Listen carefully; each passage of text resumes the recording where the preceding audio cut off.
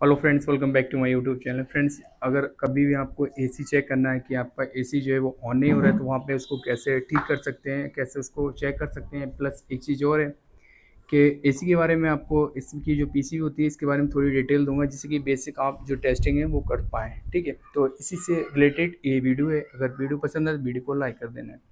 ये फिलहाल डेकन का एयर कंडीशनर है डेल्टन। तो यहाँ पे क्या होता है, डेकन में क्या होता है, कनेक्शन आउटडोर से होता है। अगर आप इंडोर से देना चाहते हैं तो आप कैसे दे सकते हैं, उसके लिए आप थोड़ा सा समझ लें। यहाँ पर ये कनेक्टर होता है। ये क्या होता है, बेसिक है, आप डायरेक्ट अगर इसको अटैच करेंगे तो दिक्कत हो सकती है, तो इसलिए कनेक्टर का यूज़ होता है। यहाँ पर क्या इन सप्लाई देते हैं, यहाँ पर आउट देते हैं, तो इसके लिए ये कनेक्टर जो होता है बहुत ज़्यादा अहम होता है। तो कभी भी अगर कनेक्टर आपका जल जाता है या फिर लूजिंग वगैरह होती है तो आप इसकी स्क्रू टाइट कर दें, या फिर कनेक्टर जल जाता है तो ये मार्केट में मिल जाता है। तो यहाँ पे क्या है, सिंपली आप समझ लें। पहले इन सप्लाई अगर आपको देनी है, पहली बात तो 3 ऑर्डर यूनिट के होते हैं। पहला हमारा यहाँ पे होता है लाइन, दूसरा होता है न्यूट्रल, तीसरा होता है हमारा सीबी वायर, जो कि कंप्रेसर की आउटपुट यहाँ से रिले से आउट होती है। ठीक है, उसके लिए। अच्छा, एक चीज़ और मैं आपको बता दूं, जैसे कुछ यूनिट में क्या होता है, जैसे कि आपने यहाँ पे आप देख रहे हैं यहाँ पर सीपी वायर है। कुछ कलर कोड ऐसे हैं डेकन के एयर कंडीशन में कि बीच में भी देते हैं, तो वो आप ओपन करके भी देख सकते हैं, मतलब पीसीबी को। तो फिलहाल यहाँ पे क्या है, इन सप्लाई जब देंगे तो 3 हमारे ये क्या हो गए ऑर्डर यूनिट के। तो बाकी 2 अगर हमें इंडोर से देना है तो लाइन न्यूट्रल यहाँ पर देना है, 1 2 पे देना है। इस चीज़ का आपको ध्यान रखना है। वो आप कैसे क्लियर करेंगे कि हम लाइन न्यूट्रल यहाँ पर दें या फिर यहाँ पर दें, उसके लिए भी मैं आपको बताऊँगा।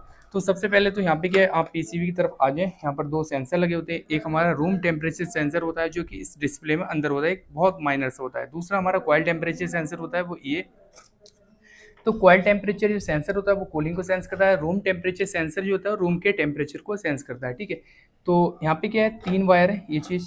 और अच्छा, एक चीज़ और, ये जो सेंसर होते हैं जितने भी एयर कंडीशन है आपके, इन्वर्टर मॉडल एयर कंडीशन या फिर नॉन इन्वर्टर एयर कंडीशन, वहाँ पे ये सेंसर जो होता है 4 डीसी बोर्ड पे वर्क करता है। उसे आप कैसे चेक करेंगे, पीसीबी सप्लाई इन देंगे, यहाँ पर डीसी मतलब मीटर लेंगे, मीटर को डीसी बोर्ड पे सिलेक्ट करके यहाँ पर दोनों प्रोप लगाएंगे, यहाँ पर 4 बोल्ट यहाँ पर शो होना स्टार्ट हो जाएंगे। तो 4 बोल्ट पे ये वर्क करता है। कभी कभी अगर सेंसर वर्क नहीं करता है तो उसके लिए आप क्या करेंगे, सिंपली अगर सेंसर वर्क नहीं करता है तो यहाँ पे वोल्टेज चेक करेंगे, और वोल्टेज पीसीबी ऑड नहीं करती तो आपकी पीसीबी फॉल्ट है। अदरवाइज आपकी पीसीबी वोल्टेज ऑड करती तो आपका सेंसर फॉल्ट है, तो आप सेंसर रिप्लेस कर दें। यहाँ पे थोड़ा सा आप समझ लें, ये जो होती है रिले होती है, यहाँ पर रिले जो होती है 12 एसी बोर्ड पे वर्क करती है। ये जो रिले है 12 एसी बोर्ड पे वर्क करती है। बाकी हमारा न्यूट्रल कहाँ है, व्हाइट वाला वायर जो हमारा यहाँ से गया है वो हमारा न्यूट्रल यहाँ पर आ गया। ठीक है, यहाँ पर एक सीपी वायर है, एक हमारा इन सप्लाई का। तो इसको आप कैसे क्लियर करेंगे, सीपी वायर जो कंप्रेसर की आउटपुट है वो कहाँ पे दें, और जो इन है वो सप्लाई कहाँ पे दें। कुछ रिले ऐसे होती हैं उन पे लिखा होता है, जैसे कि यहाँ पर आप देख रहे हैं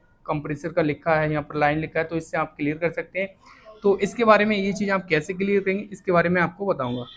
तो उसके लिए आपको क्या करना है, अगर इसके वायर को आपको क्लियर करना है तो उसके लिए सिंपली आपको मीटर लेना है। मीटर जो है क्वांटिटी की रेंज पे साइड सेट कर देना है, ऐसा नहीं डाइवर्ट पे। यहाँ से बटन प्रेस करेंगे, जहाँ पे अलार्म का साउंड आता है उससे चेक कर लें। तो अगर अलार्म का साउंड आता है वहीं पे आपको चेक करना है। ठीक है, तो ये मीटर जो है बोलना स्टार्ट हो जाएगा। ये देखें आप, अलार्म का साउंड आ रहा है, तो इस तरीके से। तो एक नोब रखेंगे आप वहाँ फ्यूज़ पे, ठीक है, एक दूसरी रखेंगे यहाँ पर। तो जहाँ पे ये बोलता है अलार्म, वहाँ पे आपको इन सप्लाई देनी होगी। तो यहाँ आप देख रहे हैं, यहाँ पर अलार्म का साउंड आ रहा है, ये देखें। तो अगर अलार्म का साउंड आ रहा है तो इस कंडीशन में आप इससे क्लियर कर सकते हैं कि हमारा यहाँ पर इन सप्लाई आएगी, ना कि कंप्रेसर की आउटपुट आएगी। यहाँ पर जहाँ पे अलार्म का साउंड आएगा वहाँ पे इन सप्लाई देंगे। जैसे कि आपका ये फ्यूज है, यहाँ से आपने मतलब इसे टच किया या फिर यहाँ पर टच किया, जहाँ पे अलार्म का साउंड आ जाए वो आपकी इन सप्लाई है, जो आउट होगी वो कंप्रेसर के लिए वायर लगेगी। तो इस चीज़ से आप क्लियर कर सकते हैं। तो फिलहाल उसके बाद जो है, अगर आपकी पीसीबी ऑन नहीं होती, सबसे पहले क्या करेंगे, आप यहाँ पर सप्लाई चेक करेंगे। इन सप्लाई यहाँ पर दी, उसके बाद जो है सीधा आप यहाँ पर देखेंगे। ठीक है, यहाँ पे 220 वोल्ट आना चाहिए यहाँ पर, जब आप यहाँ से सप्लाई देंगे। कभी कभी ऐसा होता है इसका कनेक्टर जल जाता है, इस वजह से सप्लाई आउट आगे नहीं होती है। तो यहाँ पर देखेंगे, उसके बाद जो है मेन सप्लाई यहाँ पर देखेंगे, जहाँ पे हमने चेक किया, एक यहाँ पर और एक नीचे रखेंगे न्यूट्रल पे। तो यहाँ पे क्या है, 220 वोल्ट एसी आना चाहिए यहाँ तक, मीटर तक। अगर मीटर तक वोल्टेज आ रहे हैं तो ठीक है, अगर नहीं आ रहे हैं तो आपका ये वायरिंग चेक करेंगे, फिर इसके बाद कनेक्टर चेक करेंगे। ठीक है, ये चेक करके इसके बाद यहाँ पे वोल्टेज आ रहे हैं, उसके बाद भी आपका पीसीबी ऑन नहीं हो रहा है, तो उस कंडीशन में क्या होता है, आप फ्यूज चेक करेंगे ये वाला। तो फ्यूज के लिए क्या है, मीटर जो है क्वांटिटी की रेंज पे सेट करेंगे और यहाँ पे दोनों नोब इस तरीके से लगाएंगे। तो अगर आपका अलार्म का साउंड आ रहा है यहाँ पर, तो आपका फ्यूज जो है वो ओके है। मतलब अगर अलार्म का साउंड आ रहा है, देख रहे हैं आप, अलार्म का साउंड आ रहा है तो इस कंडीशन में जो है आपका जो फ्यूज है वो ओके है। तो इस तरीके से चेक करेंगे।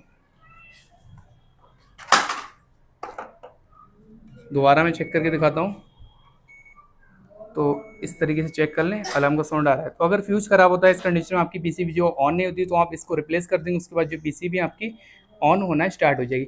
ये जो फ्यूज है T3.15 एम्पेयर का है, मतलब 15 एम्पेयर का ये फ्यूज। यहाँ पे सारी डिटेल लिखी होती है, तो आप उसके अकॉर्डिंग ही आप जो है फ्यूज लगाएं। ऐसा नहीं कम पावर का लगाएंगे तो दिक्कत आ सकती है। उसके बाद अगर आपकी रिले खराब होती है तो वहाँ पे क्या होता है, आपका कंप्रेसर जो है वो ऑन नहीं होता है। तो रिले को सिंपली कुछ नहीं करना है। रिले जो होती है कभी कभी हीट होती है, अंदर से सर्किट टूट जाता है।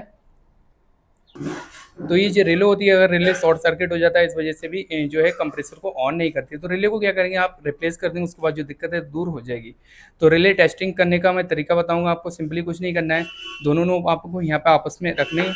अगर अंदर से जो है आपका सर्किट ऑन होता है तो यहाँ पे क्या होगा, ये जो है आपस में जब आप रखेंगे तो यहाँ पर अलार्म का साउंड आना स्टार्ट हो जाएगा। मीटर जो है क्वांटिटी की रेंज पे रखेंगे, जैसे सेम की मैंने आपको बताया। जब यहाँ से सप्लाई यहाँ आ जाएगी तो आपका जो है वजर वजनेबल लगेगा, ठीक है। तो इस तरीके से चेक कर सकते हैं। अगर यहाँ से यहाँ तक सप्लाई नहीं आती तो इस कंडीशन में आपकी रिले खराब है, रिले को रिप्लेस कर दें। उसके बाद यहाँ पे क्या होता है, एक ब्लोरोमीटर होता है। ब्लोरोमीटर जो है हमारा 3 वायर ये है और 2 फीडबैक के लिए। ये देख रहे हैं 3 वायर जो है हमारे फीडबैक के लिए, 3 ये है। तो अगर वायर कभी कट जाते हैं या फिर आपका जो है ब्लोअर मोटर ख़राब होता है तो उस समय नहीं चलता है, तो आप ब्लोअर मोटर के वायर पहले चेक कर लें। उसके बाद जो है ब्लोअर मोटर अगर नहीं चलता है तो आप उसको रिप्लेस कर दें। उसके बाद जो दिक्कत है वो दूर हो जाएगी। और इसमें छोटे छोटे कंपोनेंट होते हैं, जैसे कि यहाँ पर जो है आपका ट्रांसफार्मर है और यहाँ पे VDR है, इसमें जो है कैपेसिटर होते हैं। तो ये छोटे छोटे कैपेसिटर भी हैं यहाँ पर। और उसके बाद जो IC लगी है, ये सारी चीज़ होती है एक पीसीबी में। पीसीबी अगर ऑन नहीं होती, सिंपली जो मैंने बताया आपको, यहाँ सप्लाई चेक करना है, उसके बाद फ्यूज़ देखना, ये सारी चीज़ होती है। ज़्यादा इसमें जो है दिक्कत नहीं होती है और नॉन इन्वर्टर इजी पीसीबी है, कोई दिक्कत नहीं। इसके बाद जो है यहाँ पे स्विंग मोटर लगी होती है। स्विंग मोटर जो होती है 12 DC बोल्ट पे वर्क करती है। तो स्विंग मोटर की कभी कभी अगर रन नहीं करती है तो आप यहाँ पे 12 DC बोल्ट चेक कर सकते हैं यहाँ पर। तो अगर वायर कट जाते हैं तब भी ये दिक्कत आती है कि स्विंग मोटर ऑन नहीं होती है। अगर स्विंग मोटर ख़राब होती है तो आप उसको रिप्लेस करके दूसरी भी लगा सकते हैं। तो इस तरीके से इसको भी चेक कर लें। बाकी मेन सप्लाई मैंने आपको बता दी है, जो टेस्टिंग वो भी मैंने आपको बता दी है। अगर कोई कंपोनेंट जल जाता है जैसे कि, तो आप जब पीसीबी खोलेंगे उसको समझ आ जाएगा। तो फ्रेंड्स, ये इन्फॉर्मेशन कैसी लगी, अच्छी लगी, वीडियो को लाइक कर दो, चैनल पर विजिट कर चैनल को सब्सक्राइब कर दो। Thank you for watching.